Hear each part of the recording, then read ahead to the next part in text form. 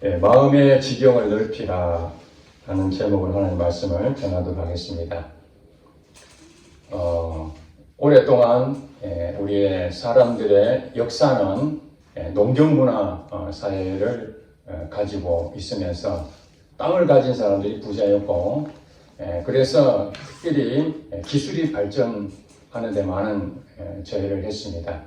그러나 르네상스, 유럽에 대한 르네상스, 인본주의, 인간의 어떤 존엄성, 이것을 자각하면서 계속해서 과학에 대한 부분들, 기술적인 부분들, 그리고 산업화, 이러면서 세상은 우리가 알다시피 완전히 바뀌어져 가고 있습니다. 변화가 너무너무 빠르게 변화되어 가고 있는 것을 우리가 실질 피부로 느끼고 있습니다.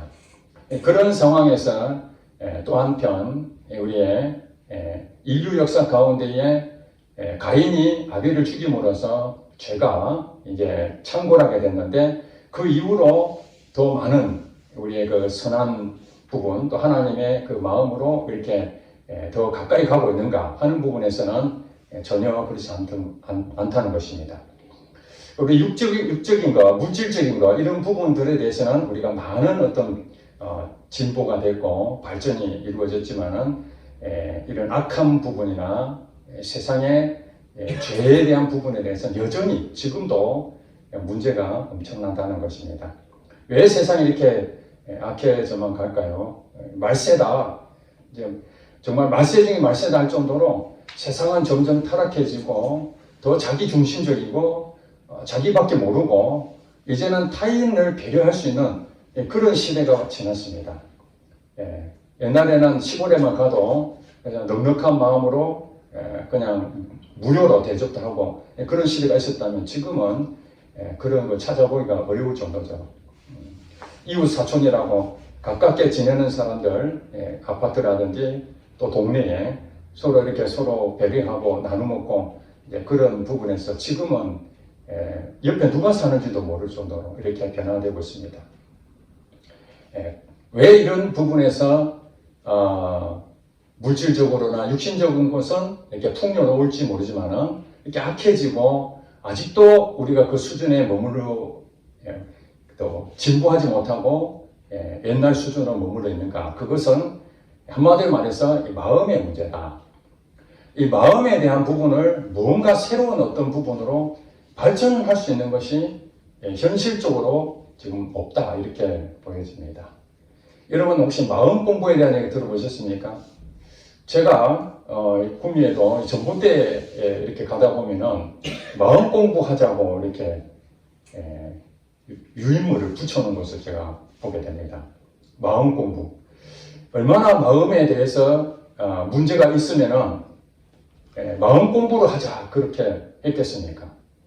마음에 대해서 병이 많아졌다는 얘기죠. 육체적인 질병도 있지만은 이제 사람들은 마음의 병이 너무나 많아지고, 이 마음의 병을 치료하기 위해서 정신병을 정신 질환에 대한 상담을 하고 의사 처방을 받고 이런 시대에 살고 있습니다. 우리의 중요한 건 뭐냐면은 이 마음에 대한 부분에서 예레미야 17장 9절에 보면은 만물보다 거짓되고 심히 부패한 것은 우리 마음이다, 그렇게 정의를 했습니다. 그러니까 이 마음은 근본적으로 문제가 있다, 이렇게 보여집니다. 거짓되고 부패했다. 그러니까 여러분들이 사실은 눈에 보이지 않잖아요. 마음은, 우리 육신은 눈에 보이기 때문에 씻어낼 수도 있고 여러 가지 방법을 찾을 수 있는데, 마음은 눈에 보이지 않습니다. 그러나 우리가 영적인 눈으로 바라봐야 됩니다. 영적인 눈으로 내 마음 상태를 봐야 됩니다. 모든 사람은 다 거짓되다고 그랬어요. 만물이 부패하다, 만물보다 더 부패한 것이 이 마음이다 그랬잖아요. 만물보다. 그렇다면은 우리의 본성은 정의를 내릴 수가 있는 게 무엇입니까? 깨끗하고 온전하지 못하다, 이것에부터 출발을 해야 됩니다. 그렇지 않고 우리 마음은 보지 않고 외적인 것만 자꾸 이렇게 관리를 하고 이런 것은 큰 의미가 없죠. 하나님은 외모를 보시지 않고 무엇을 보신다고요? 중심을 보신다. 그게 마음이잖아요. 하나님이 중심을 보시는데 사람은 외모를 봅니다. 그러니까 사람들은 자꾸 외모를 갖추려고 그러잖아요. 예. 옷도 좀 좋은 옷 입고 차도 좋은 차를 타고 그래야 일단 사람들이 인정을 해주니까. 그러나 그 안에 마음이 부패한 사람들은 아무리 좋은 옷을 입어도 하나님은 그들도 보지 않습니다. 다윗도 하나님이 우리 인간하고 똑같습니다. 이 다윗도 우리하고 똑같은 인간이에요. 거짓말도 하고 사람도 죽이고 간음도 하고 파렴치한 그런 짓을 하는 사람이 다윗입니다. 최근에 한 연예인이 거짓말해서 많은 팬들에게 실망을 끼치고 국민들에게 엄청난 왜 거짓말을 하느냐, 뻔히 드러날 일을 왜 그렇게 하는가 그런 얘기를 하는데 다윗 사람까지 죽였잖아요. 간음하고 그걸 거짓말하려고 온갖 방법을 다 했는데 결국에는 사람까지 죽였잖아요. 그러면 그 연예인보다 다윗하고 비교했을 때 누가 죄질이 더 나쁩니까? 다윗이 훨씬 더 나쁘죠. 그런데 하나님께서는 한마디로 다윗을 내 마음이 합한 자다 그렇게 말하고 있지 않습니까? 그렇습니다. 우리 인간은 연약합니다. 본성이 악합니다. 그러니까 우리 마음도 이미 부패한 것을 하나님 알고 계십니다. 그 부패한 가운데서 마음을 관리 안 하니까 자기의 이 더러운 것들이 그냥 나타나는 것이죠. 그것이 다윗이 그래 된 것이고 그 연예인도 그런 것이고 저와 여러분들도 그 상황이 안 됐을 뿐이지 그런 상황에 처하면은 인간의 본성이 그냥 튀어나옵니다. 이것이 약하기 때문에 그렇습니다.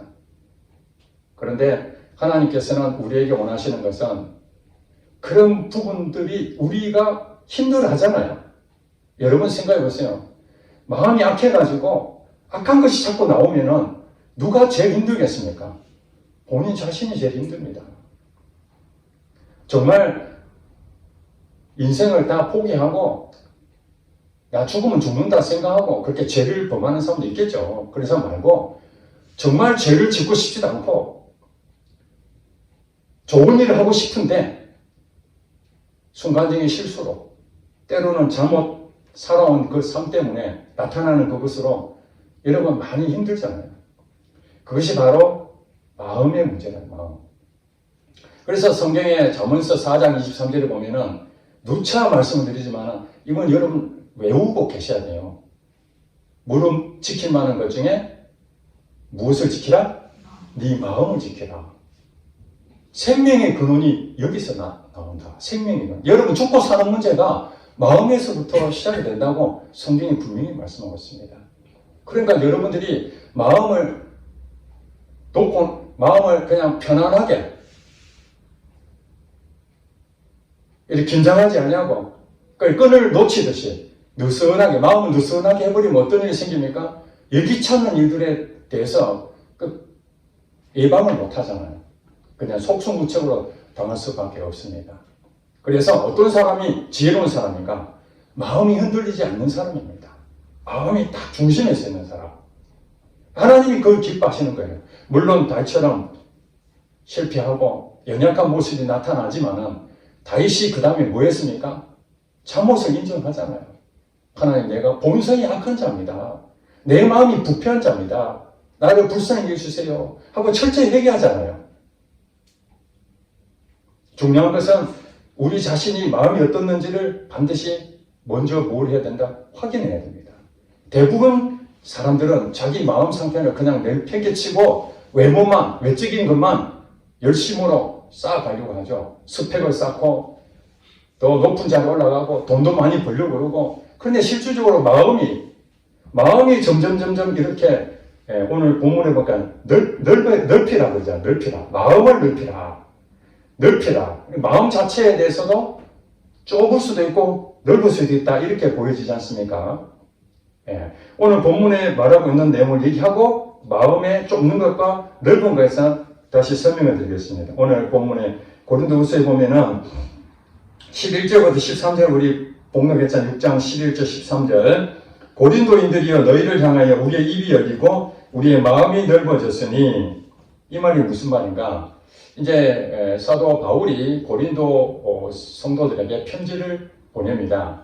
그들의 교회 안에서 여러 가지 문제점들을 조목조목 하나님 마음으로 편지를 써서 보낸 그게 고린도전서입니다. 그리고 그 뒤에 이들이 또 여러 가지 부분에서 고쳐진 것도 있고 또 여러 가지 문제점들이 있는 것을 가지고 두 번째 또 편지를 쓰게 됩니다. 그것이 고린도 후서입니다.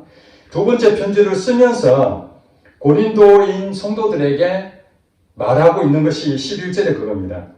고린도인들이여 너희를 향하여 우리의 입이 열리고 우리의 마음이 넓어졌으니 우리의 입이 우리라는 것은 즉 복음을 전하는 사도 바울 일행을 얘기하는 겁니다. 사도 바울을 포함해서 여러 사람이 함께 전도 여행을 다니지 않습니까? 우리의 입이 열린다는 말이 무슨 말입니까? 복음을 고린도 사람들에게 옛날부터 예수 그리스도에 대한 부분을 증거했던 것처럼 지금도 너희들에게 입을 열어서 복음을 전한다. 그리고 우리의 마음이 넓어졌으니 이 말이 무슨 말입니까? 마음이 있는데 그것은 이 고린도 성도들에게 향한 마음이 어떤 마음이겠습니까? 좋은 소식도 있지만은 이 사도 바울에 대해서 이 거짓 선지자들이 이 고린도 교회에 잘못 전달한 메시지들이 있었습니다. 잘못 가르침이죠. 그런 것에 대해서 사도 바울에 대해서 별로 좋지 않는 그런 사람들도 있었다는 것입니다. 그러니 여러분 선입견이라는 게 있지 않습니까? 상대방에 대해서 좋은 얘기를 들으면은 거기에 대해서 다 수용하고 믿을만 한데 주변 사람들이 사도 바울은 문제가 좀 있어. 그의 가르침은 올바르지 않아. 다 맞는 것 같아도 조금 틀려. 이런 얘기 들으면은 사도 바울이 얘기하는 것에 대해서 다 수용할까요? 아니면 약간 경계할까요? 경계하잖아요. 고린도 사람들 가운데에 그런 얘기들을 이제 사도 바울이 듣습니다. 그러면은 그 얘기 들었을 때 사도 바울의 마음이 어떨까요? 무너지죠. 정말 자기는 사도가 되고 싶어 된 것도 아니고 하나님의 강권적인 역사하심으로 하나님의 종이 되었다. 내가 사도가 되었다. 여러분 사도가 되었다는 것은 고난을 의미하는 겁니다. 부귀영화를 누리는 그런 높은 자리가 아니라 섬기고 정말 어려운 그런 일을 해야 되는데 격려해줘야 될 그런 상황에서도 위로를 받아야 될 그런 위치에 있는데 오히려 험담하고 불평하고 비난하고 이런 소리 들으면 여러분 상처받지 않습니까? 사도 바울이 그런 마음입니다. 그 얘기 듣고 그냥 분노가 일어나고 내가 너희들을 어떻게 사랑했는데 그래서 마음이 좀 상처를 받고 좀 문제가 일으켰다면 이게 마음이 좁은 상태죠. 근데 마음이 넓어졌다는 말이 무엇입니까? 그거 다 내가 눈 감고 다 수용한다. 그런 얘기입니다, 지금. 현실적으로는 가슴이 아픈 일이지만은 너희들이 얘기하는 부분을 내 마음이 넓어졌으니 우리가 마음이 넓어졌으니 거기에 대해서 대응하지 아니하고 고소하지 아니하고 책망하지 아니하고 그냥 다 수용하겠다. 12절에 보니까 너희가 우리 안에서 좁아진 것이 아니라 오직 너희 심령에서 좁아진 것이니라. 그러니까 너희들이 우리를 사도 바울 일행을 고린도 사람들이 비난하는 것은 사도 바울 일행이 뭐가 잘못해서 그들이 막 비난하는 것이 아니라 너희들 자신이 마음이 좁은 상태이기 때문에 이해가 되시죠? 그들의 마음 상태가 좀 넓으면은 사도 바울이 그렇게 말했다는 게 말이 안 돼. 실질적으로 그가 하나님을 믿었던 그 감정을 들어보고 여러 가지 판단해 봤을 때 한 개를 듣고 흘려야 되지. 그것을 어떻게 하나님이 세우신 주의 종을 우리 함부로 대할 수 있어. 이게 마음이 넓게 생각하고 너그러운 마음을 가져야 되는데 그 말 듣고 그냥 좁은 마음으로 바로 그냥 불평하고 비난하고 이런 부분은 너희들 마음 때문에 그렇다는 겁니다. 그래서 13절에 사도 바울이 다시 얘기합니다. 내가 자녀에게 말하듯 하노니. 자녀에게 말하듯. 여러분 부모님이 자녀에게 말하는 것이 무엇입니까? 좋은 뜻에서 하는 것이잖아요. 나쁜 말이 아니잖아요. 자녀가 바르게 성장하기를 바라는 마음에서 보답하는 것으로 너희도 마음을 넓히라. 이렇게 말하고 있습니다. 우리가 너희들이 어떤 험담한 얘기를 하더라도 우리는 다 수용한다. 너그러운 마음으로 다 받아준다. 그런 것처럼 너희들 속 좁은 행동을 하지 말고 우리가 마음이 넓은 것처럼 너희들 받아준 것처럼 너희도 마음을 넓혀서 우리를 다 수용해라. 지금 이렇게 말하고 있는 것입니다. 이것이 오늘 우리에게 하나님 주시는 말씀입니다. 마음의 문제라는 것입니다. 우리 육적으로 근육을 키우고 체력 단련해서 우리의 육신을 더 강건하게 그렇게 만드는데 우리가 힘을 쓰지 않습니까? 매우 바람직한 일입니다. 그러나 또 한편 우리 마음의 근육을 또 만들어야 됩니다. 눈에는 보이질 않습니다. 마음도 처음에는 부패하고 거짓되고 자기 본성이 나타나죠. 사람들 보는 데서는 그래도 윤리 도덕적으로 배운 것이 있으니까 가르침을 받았으니까 그런 쉽게 행동을 안 합니다. 그러나 남이 보이지 않는다든지 그랬을 때에 얼마나 잘못된 일을 합니까? 얼마 전에 한 방송사에서 했던 그 내용을 제가 보는데 요즘 이제 목사님에 대한 부분들에 대해서 부정적인 게 많잖아요. 과거 한 몇십 년 전에 지체 장애인들을 대상으로 우리 보호 위탁 시설을 정부에서 이렇게 허가 내준 것도 있고 무허가로 내준 데가 많이 있었던 모양입니다. 그래서 거기에 이제 대부분 기도원 비슷하게 만들어서 뇌성마비라든지 장애를 입고 있는 그런 사람들, 부모님들이 또 형제들이 이 아이를 케어할 수가 없잖아요. 그 시설에 보내면은 먹여주고 재워주고 병도 나을 수 있도록 최선을 다하겠다. 그래서 돈을 얼마 주고 위탁을 했는데 나중에 보니까 20몇 명이 그 위탁을 받아서 그분이 원장이 그 운영을 했는데 밥도 제대로 주지도 않고 아이들 그 장애인 애들을 패고 그래가지고 그 아이들이 무려 7명이 죽은 시체가 나중에 발견되고 한 명은 죽어서 냉동고에 보관되어 있고 그러니까 사회적으로는 참 좋은 일을 한 거죠. 장애인들 위탁받아가지고 일반 사람들이 할 수 없는 것을 사랑하는 마음으로 그렇게 했지만은 그 뚜껑을 딱 열어보니까 정부에서 보조금 받아 또 부모님들 통해가지고 후원금 받아 수억이 되는 거예요. 자기 집은 멋지게 지어놓고 웅막 같은 그런 데다가 장애인들 집어넣어놓고 생사를 알지 못하는 그런 모습을 보면서 이게 왜 그렇겠습니까? 마음의 문제라는 거예요. 우리 껍데기는 그럴듯하게 사람들 속일지 모르지만은 취재를 해서 나중에 보니까 이 적나라하게 드러나 적나라하게 마음이 얼마나 문제가 있는지를. 그래서 우리 모두는 어떻게 하면 그런 마음을 이렇게 넓어진 마음을 가질 수 있을까? 여기 일단 마음에 대한 부분을 우리가 생각해야 되는 것이 무엇이냐면은 이 마음에는 세 가지로 우리가 크게 정의할 수 있습니다. 지정의. 많이 배웠습니다. 지정의. 생각과 감정과 의지. 이 세 가지가 마음의 한 기능입니다. 그래서 마음을 넓힌다는, 마음의 지경을 넓힌다는 것은 우리의 생각의 지경을 넓히는 것이고, 우리의 감정의 지경을 넓히는 것이고, 우리의 이 의지의 지경을 넓히는 것을 의미하기도 합니다. 그래서 여러분, 생각이 좁은 사람은 뭡니까? 자기밖에 모르죠. 남이 어떻게 되든 내만 살자는 거예요. 그게 생각에 좁은 생각을 가진 사람. 그래서 생각이 굉장히 넓은 사람들 있잖아요. 먼 미래를 보는 그런 사람들이 그 생각을 못 쫓아가죠.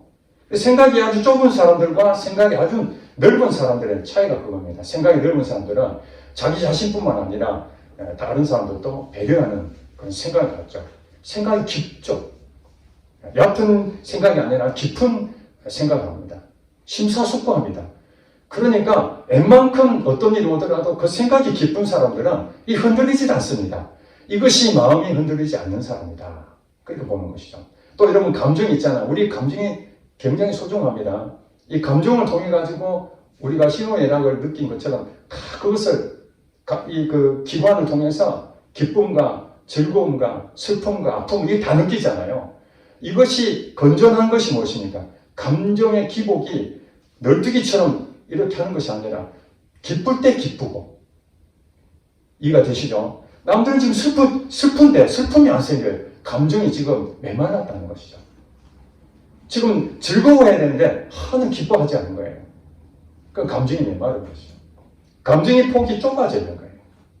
그러니까 예수 믿는 사람들은 이 마음의 지경을 넓힌다는 것은 이 감정의 기복이 아주 심한 사람들 있을 수 있죠. 감정적인 사람이 있을 수 있어요. 어떤 사람은 이성적인 사람이 있고 그거는 우리의 성향마다 좀 차이는 있을 수 있습니다. 그러나 감정의 기복이 심하든 작든 상관없이 우리가 감정이나 또 생각이나 것을 다 다스림을 받을 수 있다는 것입니다. 그러니까 이 감정이라는 부분도 하나님이 주시는 소중한 것이기 때문에 우리가 찬양을 부르다가 눈물이 나잖아요. 이게 하나님의 감정을 터치하는 겁니다. 기도하다가 여러분 눈물이 나잖아요. 이게 감정을 터치하는 것이죠. 물론 항상 기도할 때마다 눈물 나는 건 아닙니다. 그러나 하나님 우리 감정의 그 샘을 터치해서 우리 마음을 치유하기도 합니다. 그러니 이 감정이 굉장히 중요한 거죠. 그 다음에 또 우리의 선택하는 부분, 이 의지를 세우는데 대부분 의지대로 안 되잖아요. 뭘 결심하는데 잘 쉽게 그것이 이루어지지 않고 또 넘어지고 이런 일들이 반복한 것이 우리의 모습입니다. 모두가 다 그렇습니다. 물론 성향적으로 의지가 아주 강한 사람도 있습니다. 말씀드린 것처럼 생각이 아주 깊은 이성적인 사람이 있고 감성이 풍부한 감성적인 사람이 있고 또 의지가 강한 사람이 있고 이것이 혼적인 부분에서 태생적으로 그 부분이 아주 유전적으로 발달한 사람들은 있긴 있습니다. 그러나 그렇게 됐다 해서 그 사람이 지경이 넓혀졌다 이렇게 볼 수는 없죠. 의지가 강하다. 그렇다고 해서 지경이 넓혀졌다고 할 수가 없습니다. 여러분 우리 인간의 삶에서 인간으로서 할 수 있는 부분이 한계가 있잖아요. 어디까지는 우리가 할 수 있지만 그 이상은 우리가 할 수가 없습니다. 다시 말하면 이 마음의 지경을 넓히는 데 있어서 성향적으로 남들보다는 조금 더 앞서 있을 수 있습니다. 생각이나 그 다음 감정적으로나 의지적으로 타인에 비해서 조금 더 앞서 있을 수는 있지만은 그렇다고 해가지고 이것이 마음이 굉장히 넓어져 있다 이렇게 말할 수 없는 것은 그것은 전적으로 우리 힘으로 되는 것이 아니기 때문에 그렇습니다. 우리의 마음을 넓힐 수 있는 방법들에 많은 종교들이 어떤 일을 합니까? 수양을 합니다. 마음의 수양. 아까 제가 전봇대에서 봤다는 거 있잖아요. 마음 공부한다. 마음을 잘 다스려서 흔들리지 않고 마음을 더 넓히기 위해서 무언가 공부를 하는 것입니다. 수양을 하는 것이나 그 다음에 참선을 하든지 명상을 하든지 다양한 방법으로 종교적인 부분에서 이런 마음 공부를 하게 됩니다. 우리 기독교는 마음 공부를 어떻게 하죠? 마음 공부를 일반 종교처럼 하면은 우리는 이름만 기독교인이지 실질적으로 방법적으로 잘못된 겁니다. 수양을 하든지 명상을 하든지 참선을 하든지 그냥 내가 돌을 닦는 것처럼 열심히 무언가 외우고 반복해서 나 자신을 자학하고 하지 않으려고 의지를 자꾸 세우고 생각을 하나를 생각하고 여러분 그 불교에 보면 화두라 그러잖아요. 화두. 한 단어를 생각하고 그것을 끊임없이 묵상하고 그래서 깨우치는 이런 것이 마음 공부라고 하는데 그렇게 한다고 해서 마음의 지경이 넓혀지지 않습니다. 성경에는 딱 하나 얘기합니다. 하나님이 마음을 넓혀 주셔야 됩니다. 아멘. 에스겔서 36장 26절에 보면은 새 영을 너희 속에 두고 새 마음을 너희에게 주되 육신의 굳은 마음을 제거하고 육신의 굳은 마음을 제거하고 부드러운 마음을 줄 것이며 부드러운 마음을 줄 것이며 이게 준다는 말이 누가 준다는 말입니까? 하나님이. 육신의 굳은 마음을 제거하고 새 마음, 즉 부드러운 마음을 너희에게 준다. 그러니까 그렇구나. 마음의 지경을 넓히는 것은 하늘로부터, 하나님으로부터 공급이 되는구나 하는 것을 알 수가 있습니다. 이게 우리가 말하는 새 마음인 겁니다. 우리의 마음은 어떻다고요? 본성이 거짓되고 부패한 마음이기 때문에 이것을 세상 사람들은 수양하고 개선하고 고쳐보려고 애를 쓰지만은 정말해서 우리 가지고 있는 제품들 오래 쓰면 어떤 일이 생깁니까? 고장 나잖아요. 고장 나면은 가서 부품을 또 갈아 끼우고 또 갈아 끼우고 하면 시간 지나면 결국에는 더 못 쓰게 되잖아요. 연장을 할 수 있지만 더 이상 못 쓰게 되잖아요. 그런 것처럼 세상 사람들은 달리 방법이 없으니까 그 문제되는 것을 또 개선하고 또 개선하고 노력해가지고 그것을 이겨내려고 반복해서 해보지만은 결국엔 시간이 지나면은 이걸 땜빵해서 될 일이 아니구나. 새로 갈아야 되는구나. 새 것으로. 그래서 하나님께서는 아예 마음이 부패하기 때문에 새 마음을 그냥 주시는 거예요. 새 마음을.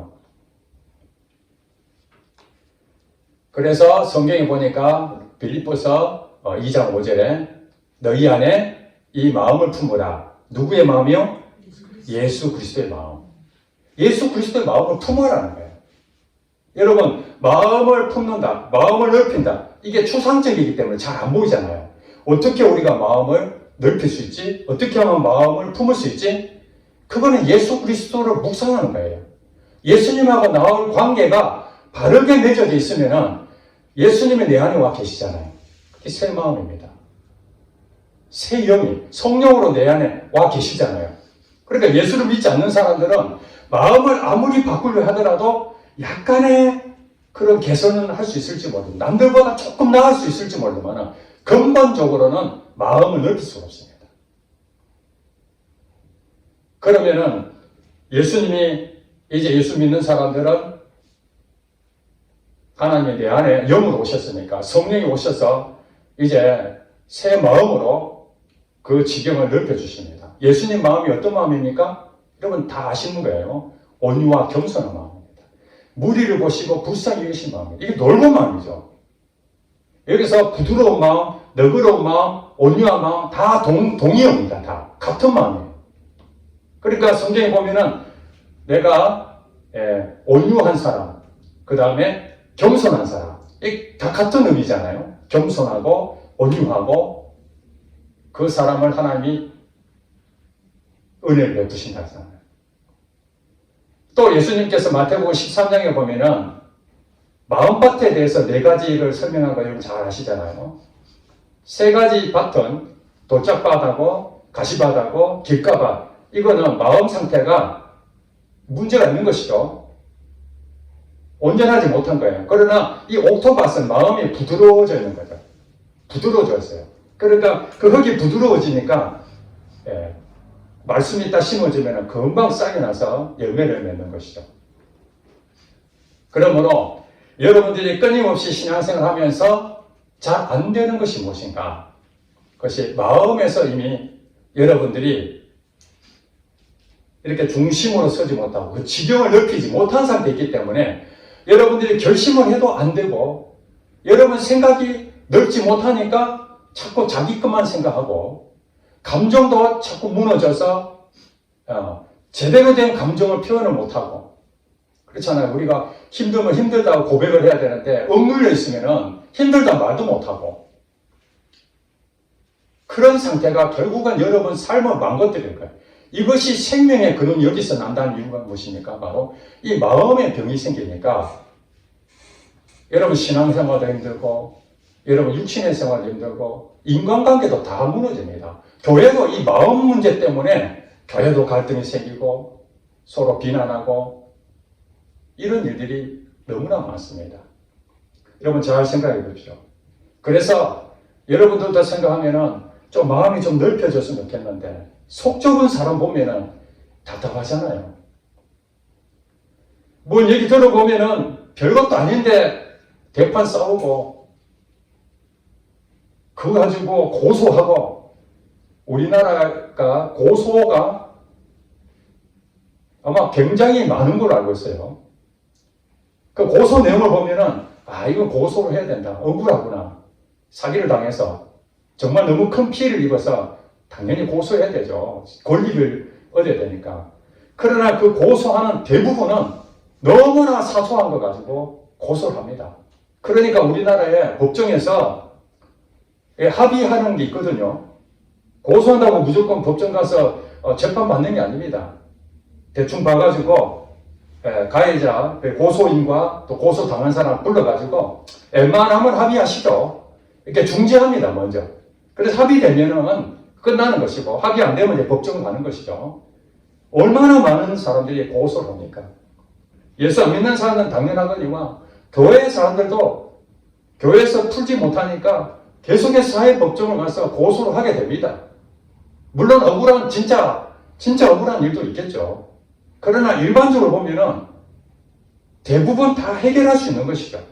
오늘 사도 바울이 얘기한 것처럼 속이 좁으면은 비난받으면은 화가 나지 않겠습니까? 전화 들어서 직접 못 보면은 전화로 욕도 하고 자기의 분노를 표출할 수도 있을 것입니다. 성도들 간에도 마음이 안 맞으면 서로 싸우기도 하고 막 그러지 않겠습니까? 그런데 그것을 보면서 우리 자신을 봐야 됩니다. 내 마음이 속이 좁구나. 오늘 사도 바울이 얘기한 것이 그거 아닙니까? 고린도인들이요, 서로 사랑하라는 하나님 말씀을 듣지 않았느냐. 바울인들 완벽한 사람이겠습니까? 예전에 예수 믿는 사람들 죽이려고 다녔던 사람 아닙니까? 흠결로 말하면 자기도 죄인 중에 개수가 갈 정도로 부족함이 많고, 다윗도 흠결이 있고 누군들 자유로운 사람이 아무도 없는데 그거 가지고 계속해서 비난하고 그렇게 하면은 어떡하겠나. 우리 예수 믿는 사람 아니겠나. 지금 여기서 고린도인들이요, 내가 자녀애들 말하듯 하는 것은 예수 안 믿는 사람들한테 얘기하는 것이 아니라 예수 믿는 우리 형제들한테 지금 사도 바울이 호소하고 있는 것입니다. 예수 믿는 사람들은 새 마음을 가졌으니, 그리스도의 마음을 가졌다면 그게 온유와 겸손한 마음을 갖지 않겠습니까? 온유와 겸손한 마음이 내게 왔다면 처음에는 인간이기 때문에 잘못된 것이 나오고 성질도 나서 한바탕 하고, 그러면 그 다음에 어떤 마음이 생기니까 내가 또 그것을 했구나. 아마 대부분 정말 예수 믿는 사람들은 그런 느낌을 받았을 것입니다. 잘못은 상대방 했는데 같이 한바탕 하고 나면은 돌아서면은 내가 잘못한 것처럼 느껴지고 자책하잖아요. 내가 좀 참을 걸. 그냥 눈 한번 감으면 되는데 괜히 내가 그것에 대응을 했다가 속은 시원할지 모르지만 마음 한편에는 편안하지 않잖아요. 그때 어떤 마음이 듭니까? 주여, 나의 모습이 이렇습니다. 내 모습 이대로 나갑니다. 주님 용서해 주시옵소서. 이게 다윗의 마음이죠. 통회하는 마음. 이걸 하나님 보시는 거예요. 그러면서 주님의 마음이 내게 부어지기 원합니다. 온유와 겸손한 마음, 우리를 보시고 불쌍히 여기신 주님의 그 사랑하는 그 마음, 이 너그러운 마음, 부드러운 마음, 그것을 주님 주시옵소서. 이것이 마음의 지경이 넓혀진다는 사실입니다. 아멘. 그것이 바로, 그러니까 우리가 실패를 하지 않고 하나님의 마음이 부어져서 거룩해지면 최고 좋겠지만은 대부분 사람들은 그렇지 않죠. 자기의 본질이 그냥 나타나고 본성이 튀어나오고 성질이 나고 자기 성향에 맞지 않으니까 힘들어하고 괴롭고 안 품어지고 이런 일들이 다 마음에서부터 나오는 겁니다. 마음에서부터. 그런데 그 마음을 어떻게 해결할 수 있는가? 한 가지밖에 없다. 새 마음이 내게 와 있어야 된다. 그 새 마음은 예수 그리스도를 믿는 자에게는 모두가 새 마음이 있는 줄 믿으시기 바랍니다. 네. 이미 우리는 새 마음을 가졌어요. 그러니까 로마서 12장 2절을 보니까 너희는 마음을 새롭게 함으로 변화를 받아 하나님의 선하시고 기뻐하시고 온전한 뜻이 무엇인지 분별하도록 하라. 제일 먼저 무엇입니까? 마음을 새롭게 함으로 그 다음에 변화가 일어나는 겁니다. 이 변화가 무엇입니까? 마음의 지경이 넓어지는 그 과정이 변화죠.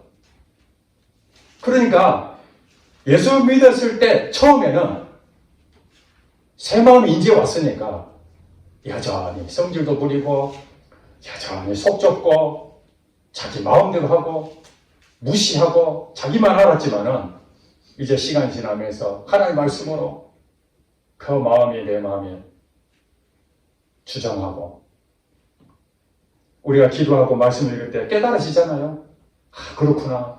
예전에는 하나도 몰랐는데 야, 그렇구나. 고린도전서 13장에 그렇게 얘기합니다. 너희가 어린아이였을 때는 어린아이처럼 행동하더니 생각하는 것도 어린아이고 깨닫는 것도 어린아이였다. 그러나 너희들이 장성한 자가 되고 난 뒤부터는 어린아이의 일을 버려놓으라. 이렇게 말합니다. 여러분, 장성해지면은 어린아이에 대한 그 부분이 추억 속에만 있잖아요. 왜 그렇습니까? 어린아이 행동 안 하니까. 여러분이 반복해서 어린아이처럼 행동을 지금도 하고 있다면은 잊어버리겠습니까? 지금 내가 하고 있는 어린아이인데.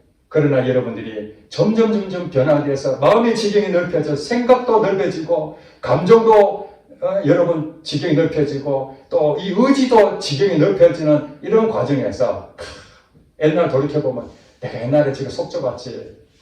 옛날에 졸았을 때는 나도 한성깔 했는데 다른 사람 얘기한 것이 바로 제가 됐습니다. 제가 교회에서도 저는 제 나름대로 좀 똑똑한 줄 알고 교회에서 뭐 재직히 한다든지 그러면은 그때 그 부분을 보고 손들어서 질문도 하고 또 날카롭게 질문 앞에서 대답도 잘 못하고 이거 어떻게 해야 되는지 뭐 숫자도 좀 틀리고 뭐 좀 잘못 교회가 가고 그러면은 이렇게 발언하고 그러면은 좀 어떻게 말하면은 이렇게 똑똑하게 보이지 않습니까? 또 주변에 있는 집사님들이나 옆에 있는 사람도 우리 청년이 또 나서서 이렇게 하는데 참 똑똑하고 교회 바른 소리도 잘하고 이런 줄 알았죠. 근데 세월이 지나서 보니까 참 부끄럽더라고요. 그게 어린아이 행동이었던 거예요. 다른 사람보다 내가 앞에서 얘기하면 불의와 싸우고 잘못된 것을 이렇게 조목조목 그냥 이렇게 말하는 것이 잘하는 줄 알았는데 지나고 보니까 전혀 아니었던 거예요. 세월이 흘러보니까 제 어린아이 모습을 보면서 하나님 저도 그랬습니다. 그래서 사실은 그것이 제가 어린아이의 시절이 있었기 때문에 그렇다고 제가 완전히 뭐 장성해졌다 그렇게 말할 수는 없지만은 점점 이렇게 자라가고 있지만은 우리 성도들 가운데서도 옛날 저의 모습을 보는 경우가 있어요. 막 자기가 잘났듯이 막 따지고 그러면은 지금 보면은 만약에 제가 그것에 훈련하지 않았다면은 저도 같이 그냥 싸우기도 하고 그랬을 텐데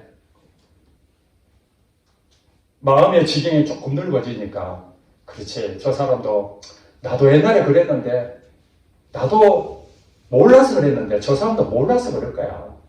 그렇게 마음이 너그러워지는 거예요, 여러분. 이게 제가 노력해서 그렇게 했습니까? 아닙니다.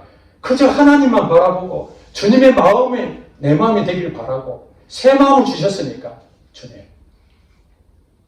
그래서 저도 모르게 이 묵은 굳어 있는 마음이 묵은 마음이거든요. 여러분 묵은 땅 아시죠? 예, 딱딱한 땅이죠. 딱딱한 땅. 이게 씨앗 아무리 해도 안 되는 거잖아요. 그럼 제일 먼저 뭐 해야 됩니까? 이거 기경을 해야 됩니다. 이제 호세아서 10장 12절 보니까 너희 묵은 땅을 기경하라. 그 말이 우리 마음에 딱딱한 이 굳은 마음.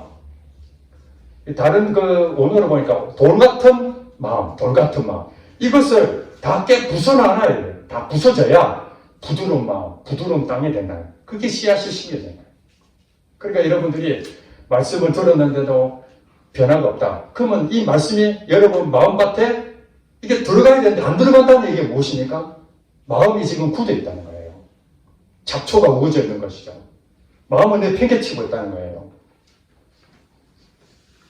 아마 저도 지금 10km 달리기 해라 그러면 아마 쉽지 않을 거예요. 근데 제가 군대에 있을 때는 10km 달리기 쉽게 했거든요. 왜냐하면 훈련을 받았으니까.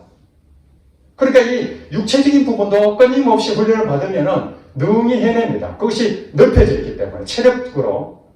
마음도 마찬가지입니다. 마음도 끊임없이 훈련을 계속해서 기경하고 있으면 여러분 마음은 그 상황이 왔을 때 이겨냅니다. 그러니까 우리가 처음에는 우리 눈에는 지금 현재는 아무것도 안 보이지만은 예배 마치고 여러분 가정이나 또 일터에 가서 어떤 사건이 딱 생깁니다. 어떤 사건이요? 열받는 사건이 생길 수 있습니다. 그렇죠? 예. 어떤 일이 잘 안 돼가지고 정말 너무 힘든 이런 상태에서 꾸지람을 들었다든지 아니면은 내 마음을 이해를 못 해가지고 억울해가지고 서로 이렇게 막 마음이 상한다든지 이런 일들이 반드시 존재할 것입니다. 가정에서도 일터에서도 때로는 우리 교회는 평안하지만은 숫자도 많아지고 다양한 사람들 들어오게 되면 서로 생각이 다르고 또 어떤 모임에 가면은 서로 자기 주장하다 보면은 그런 일들이 생길 것입니다. 그때 여러분들은 어떻게 나타납니까? 내 마음이 좁은지 아니면 넓은지를 거기서 나타납니다. 자, 여러분 마음 상태를 100점 기준으로 해가지고 여러분이 생각해요. 100점 기준으로 해서 0이라고 생각한다면 옛날보다 여러분들은 조금씩 이렇게 점수가 조금씩 올라가야 되겠죠. 퇴보하면 안 되잖아요. 10점, 그 다음에는 20점, 50점. 수준들이 다 다를 겁니다. 우리 전도사님이 가끔씩 말씀하시지만 믿음이 있다 한데 인격이 모자라면 안 된다. 근데 사실은 그 믿음이라는 자체는 무엇을 믿습니까? 예수님을 믿는 거잖아요. 예수님을 믿으면 그 새 마음이 내 마음에 와 있기 때문에 그 예수님을 진짜 믿는다면 내 마음이 어떨까요? 변화를 받게 되어 있죠. 옛날에 인격이 부족했지만 인격이 점점 변화되어 가겠죠. 물론 처음부터 완벽한 사람이 없으니까요. 그런데 저 사람 믿음이 있다고 하는데 인격이 영 엉망이야. 그 말이 무슨 말입니까? 믿음이 없는 것입니다. 눈에 보일 때 교회도 열심히 나오고 새벽기도 나오고 남들 앞에 봉사도 하고 그럴듯하게 이름이 있는 것처럼 보일 뿐이지 진짜 믿음 있는 사람은 인격도 점차 바뀌어갑니다. 어린아이가 점점 자라서 장성한 사람이 되는 것처럼 그게 성경이 그렇게 말하지 않습니까? 너희는 내게 와서 배워라. 내 마음은 온유하고 겸손하니. 예수를 믿는다면 예수님이 말씀하신 대로 배워야 될 거 아닙니까? 그 배우면은 온유와 겸손을 배우게 되는데 어떻게 교만한 사람으로 여전히 계속하겠습니까? 교만했던 사람이 점차 마음이 낮아져서 더 겸손해져 가고 딱딱했던 그 마음을 가진 굳은 마음을 돌 같은 그 마음을 가진 사람, 속 좁은 사람이 점점 마음이 넓어지고 옛날 같으면 한판 싸울 일도 이제는 너그럽게 내가 안 싸워야지 그게 아니라 이제 성숙해지면 자연스럽게 그런 건 싸울 일도 아니구나. 창피할 일이야 그거는. 이런 일들이 생기게 된다는 거예요. 이게 자유라는 얘기예요. 여러분 마음이 넓어지면 넓어질수록 여러분이 할 수 있는 부분이 훨씬 더 자유로워집니다. 대인관계도 훨씬 넓어집니다. 사람들 관계도 좋아집니다.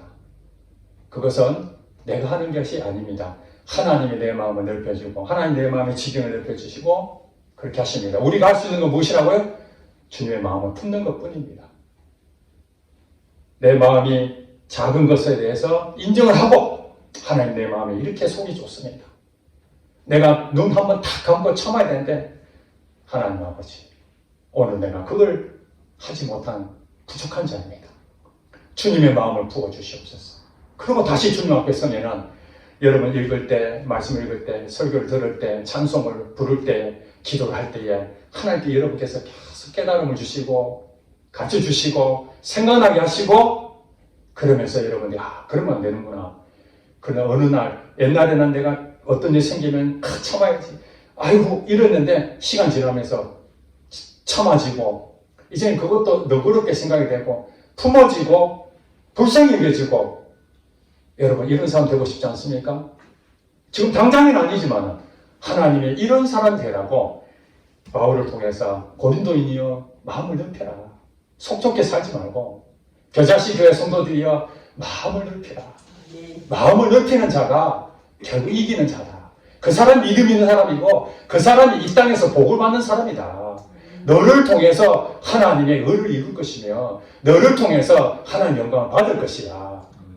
그 속 좁은 사람을 통해서 받겠습니까? 물론 지금은 부족합니다. 속도 좁고 연약합니다.